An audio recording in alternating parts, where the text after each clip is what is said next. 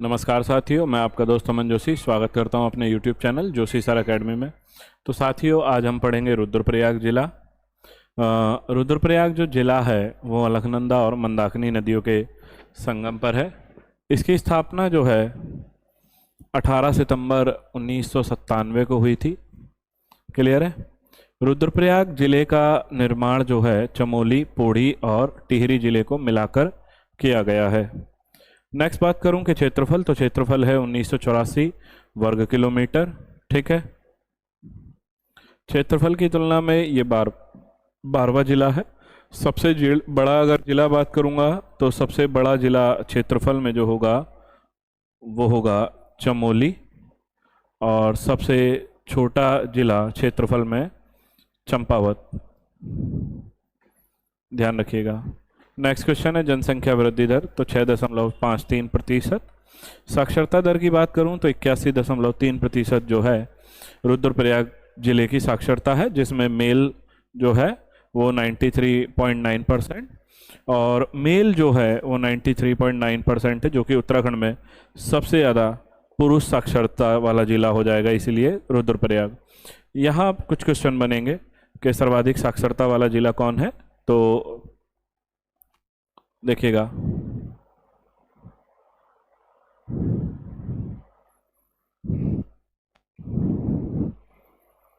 सर्वाधिक साक्षर जिला रुद्रप्रयाग हो गया। किस चीज़ में? पुरुष साक्षरता में। अगर पूछता है महिला साक्षरता, सर्वाधिक महिला साक्षरता, तो देहरादून। क्लियर। पूछता है सर्वाधिक साक्षर जिला,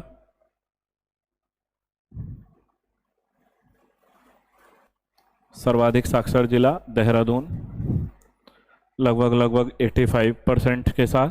उसके बाद सबसे कम साक्षर जिला पूछेगा, तो साक्षर जिला हो जाएगा उधम सिंह नगर। ठीक है, ये 2 क्वेश्चन हो गए। पूछता है कि सबसे कम महिला साक्षर जिला, सबसे कम महिला साक्षर,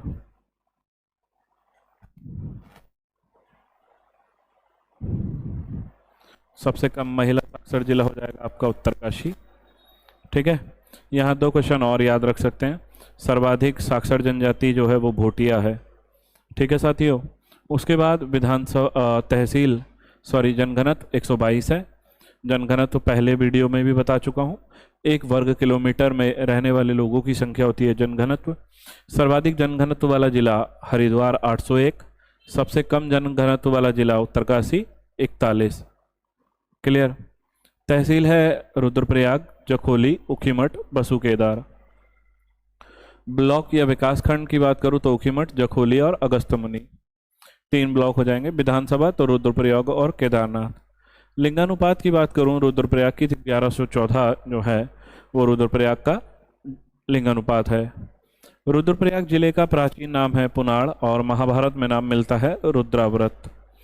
उपनाम की बात करूं तो हिमालय का प्रवेश द्वार रुद्रप्रयाग को कहते हैं। भगवान शिव से संबंधित एकमात्र प्रयाग जो है वो रुद्रप्रयाग है।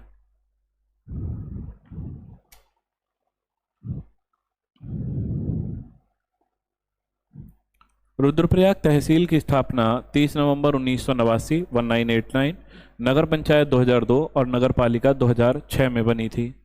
रुद्रप्रयाग में बुग्याल की बात करूं, बुग्याल घास का मैदान, तो चौपता बुग्याल ये इतना सुंदर है कि इसको गढ़वाल का स्विट्जरलैंड कहा जाता है। ठीक है। ये जो है तुंगनाथ जाने का रास्ता भी यहाँ से बनता है। अगला बुग्याल का नाम है कसनी खर्क और खाम मनड़ी और बूढ़ा मधमहेश्वर। उसके बाद है बर्मी बुग्याल, बहुत ज़्यादा पेपर में आया बर्मी बुग्याल, थोड़ा ध्यान रखेंगे इसको, और चौपता बुग्याल को, ये दोनों मेन है। अगला हेडिंग है प्रमुख ताल या झील, तो रुद्रप्रयाग में झील या ताल में बात करूं तो सबसे फेमस है चोराबाड़ी ताल। इस चोराबाड़ी ताल से ही मंदाकिनी नदी का उद्गम होता है, जो कि सुमेरु पर्वत के निकट स्थित है। और इस की आकृति की बात करूं ताल की, तो अंडाकार आकृति है। चोराबाड़ी ताल का अन्य नाम तो साथियों सुरबदी ताल या गांधी सरोवर। अब गांधी सरोवर नाम कैसे मिला है, तो चोराबाड़ी ताल में 30 जनवरी 1948 को महात्मा गांधी की अस्थियां विसर्जित की गई थी। ठीक है। जिससे क्या हुआ कि चोराबाड़ी ताल को जो है गांधी सरोवर ताल भी कहा जाने लगा। क्लियर। चोराबाड़ी ताल का एक कोना टूटने से 17 जनवरी 2013 को एक आपदा आई थी, केदारनाथ मंदिर वाली आपदा, जिस कारण मंदाकिनी नदी की लंबाई जो है वो 5 किलोमीटर बढ़ गई थी। इसके बाद है सहायक नदियां मंदाकिनी की। तो मंदाकिनी की सहायक नदियां हैं लस्सर, रावण गंगा और सोन गंगा। क्लियर है? मंदाकिनी की जो सहायक नदियां हैं लस्सर, रावण गंगा और सोन गंगा। मंदाकिनी और लस्सर नदियों का जो संगम है वो बनता है सूर्यप्रयाग। मंदाकिनी और सोनगंगा का जो संगम है वो बनता है सोनप्रयाग। तुलसीदास जी ने रामचरितमानस में मंदाकिनी नदी को सुरसरी की धारा कहा है। सुरसरी की धारा कहा गया है। अगला हेडिंग है हमारा देवरिया ताल।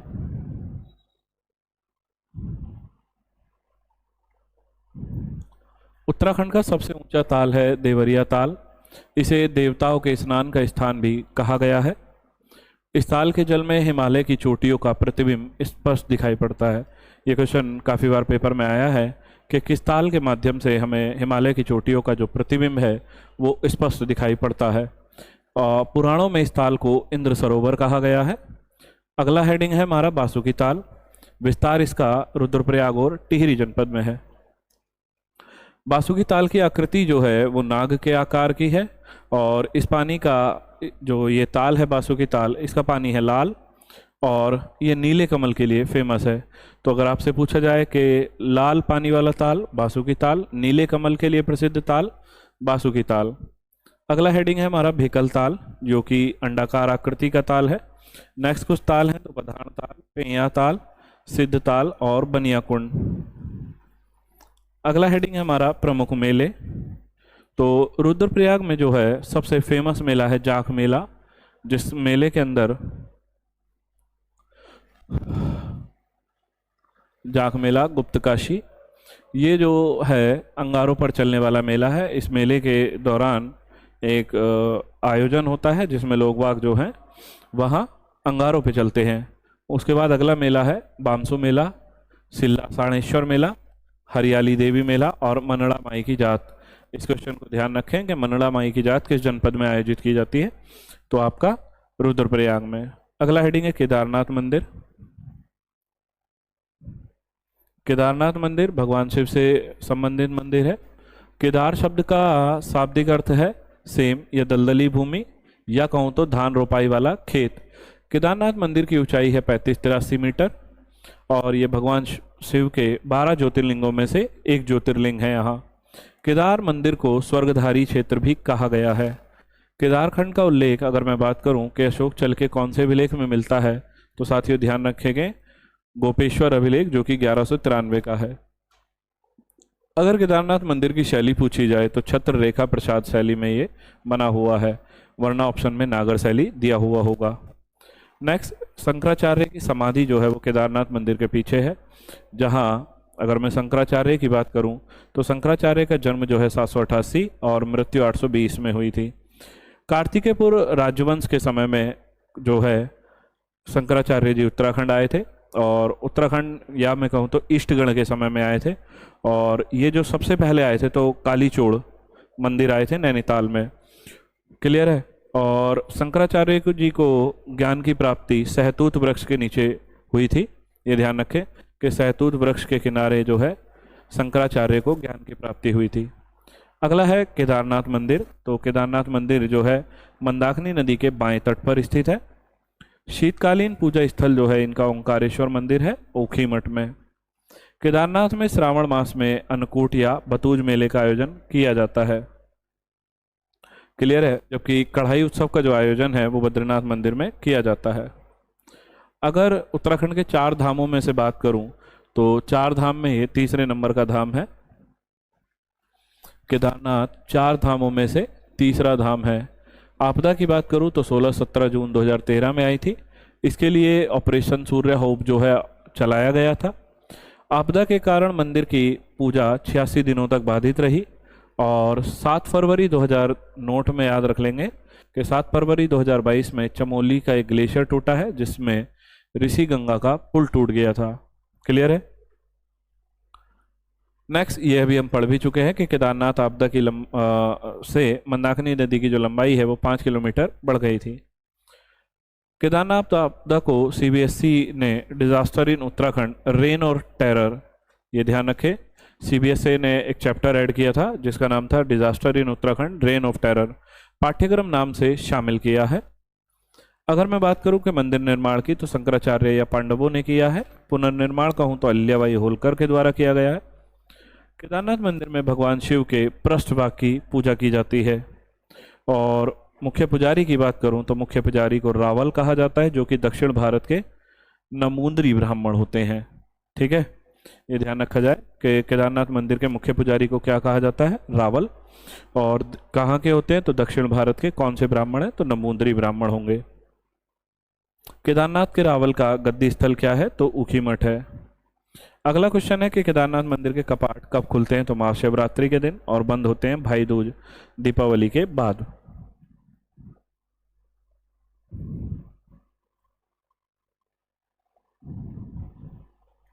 नेक्स्ट है शीतकालीन पूजा स्थल केदारनाथ मंदिर का, तो ऊखीमठ का ओंकारेश्वर मंदिर। नेक्स्ट है केदारनाथ आपदा को हिमालय सुनामी के नाम से जाना जाता है। तो मोस्ट इंपोर्टेंट क्वेश्चन, केदारनाथ आपदा को किस अन्य नाम से भी जाना जाता है, तो हिमालय सुनामी के नाम से जाना जाता है।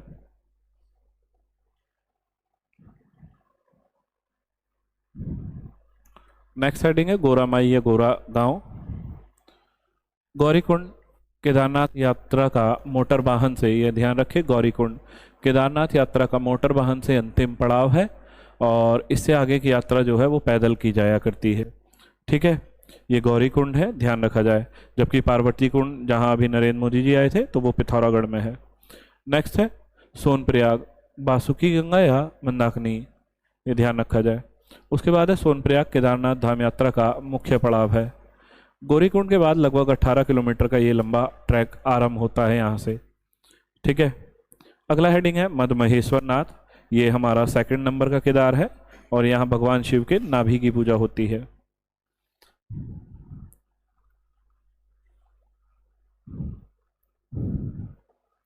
अगला हेडिंग है तुंगनाथ। तुंगनाथ का शाब्दिक अर्थ है तुंग प्लस, या मैं इसको तोड़ूं तो तुंग प्लस नाथ। ठीक है, तुंग माने जो है ऊंचे स्थल से होता है, और नाथ समझते हो आप, भगवान शिव के लिए कहा जाता है। यह मंदिर राज्य का सबसे अधिक ऊंचाई पर स्थित मंदिर है। अगर पूछा जाए कि सबसे ऊंचा मंदिर कौन है, तो उत्तराखंड का, तो ओंकारेश्वर मंदिर। अगर पूछा जा रहा है सबसे ऊंचाई पर स्थित, तो तुंगनाथ, और सबसे ऊंचा तो ओंकारेश्वर मंदिर। इस मंदिर में भगवान शिव की भुजा और हृदय की पूजा होती है। ठीक है, अगला हेडिंग है भैरव छाप शिला। इसे स्वर्ग पहुंचने का एक मार्ग माना जाता है, इसीलिए इस शिला को स्वर्ग रोहिणी शिला, भृगुपंथ शिला या महापंथ भी कहा गया है।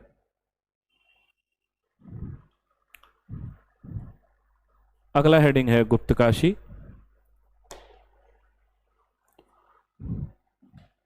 मंदाकिनी नदी के बाएं तट पर, या कहूं तो सॉरी, मंदाकिनी नदी के तट पर स्थित है ये गुप्तकाशी। पांडवों को दर्शन न देने के उद्देश्य से भगवान शिव ने इस स्थल पर गुप्तवास किया था, इसीलिए इसका नाम जो है गुप्तकाशी पड़ा। गुप्तकाशी को लघु काशी भी कहा जाता है। नेक्स्ट हेडिंग है हमारा त्रियुगी नारायण मंदिर।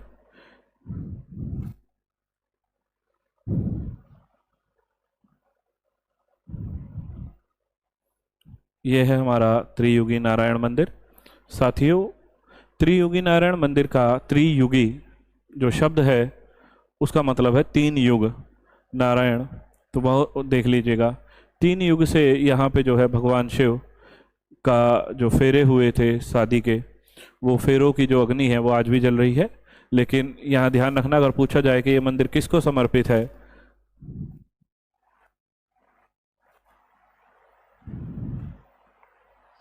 तो यह मंदिर भगवान नारायण अर्थात विष्णु को समर्पित है। इस मंदिर की स्थापना शंकराचार्य के द्वारा कत्यूरी शैली में करवाई गई थी। नेक्स्ट बात करते हैं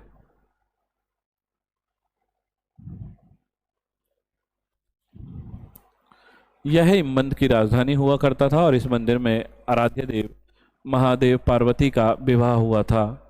क्लियर है। इस मंदिर के हवन कुंड की अग्नि 3 युग से ऐसे ही जल रही है, जिस कारण इसे त्रियुगी नारायण मंदिर कहा गया है। इस मंदिर के पास रुद्रकुंड और विष्णु कुंड भी जो है स्थित है। अगला हेडिंग है हमारा कार्तिकेय स्वामी मंदिर। ये क्रौंच पर्वत पर स्थित है और इस मंदिर का जो निर्माण है हिम्मत सिंह बुटोला नामक व्यक्ति ने करवाया था।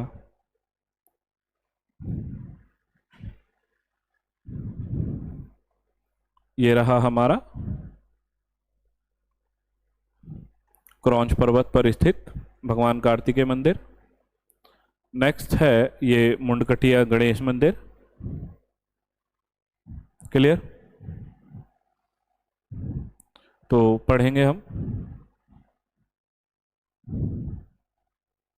मुंडकटिया गणेश मंदिर सोनप्रयाग में गौरीकुंड के पास स्थित है। नेक्स्ट है हमारा रणजीत महाराज मंदिर जो कि दक्षिण भारत सैली में स्थित है। ये दक्षिण भारत सैली में। क्लियर है? नेक्स्ट है रुद्रप्रयाग के महत्वपूर्ण तथ्य। तो रुद्रप्रयाग में पांडव और बगड़वाल नृत्य जो है यहाँ का फेमस है।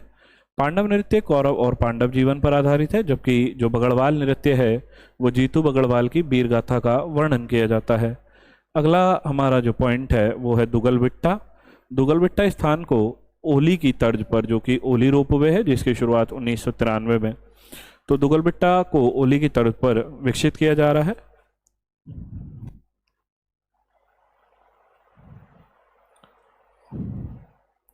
अगला हेडिंग है हमारा अली बुग्याल। अली बुग्याल है चमोली और रुद्रप्रयाग के मध्य में। नेक्स्ट मिश्रित वन खेती मॉडल। तो ये जो मॉडल है बड़ा फेमस व्यक्ति हो गए अब ये जगत सिंह चौधरी, जिनकी उपाधि है जंगली, और 2006 में इनको आर्यभट्ट से सम्मानित किया गया था। लास्ट टाइम अभी क्वेश्चन आया है पेपर में कि जगत सिंह चौधरी जंगली को आर्यभट्ट सम्मान से सम्मानित किस वर्ष किया गया है, तो आंसर होगा आपका 2006। नेक्स्ट है राष्ट्रीय पक्षी संग्रहालय, तो कहाँ है? रुद्रप्रयाग में।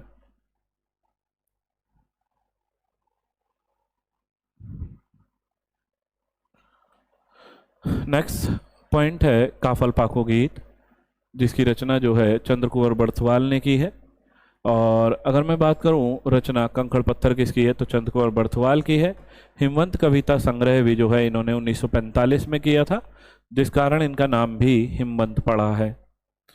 अगर उत्तराखंड में रुद्रप्रयाग जिले के कुंड की बात करूं तो सबसे फेमस यहाँ पे है भोरी अमोला कुंड, हंस गुफा, रेतस कुंड, उदक कुंड और अमृत कुंड। केदारनाथ की ध्यान गुफा में प्रधानमंत्री नरेंद्र मोदी ने यहाँ पे साधना की थी। उसके बाद ब्रह्म गुफा और भीम गुफा भी कहाँ है, तो केदारनाथ में है।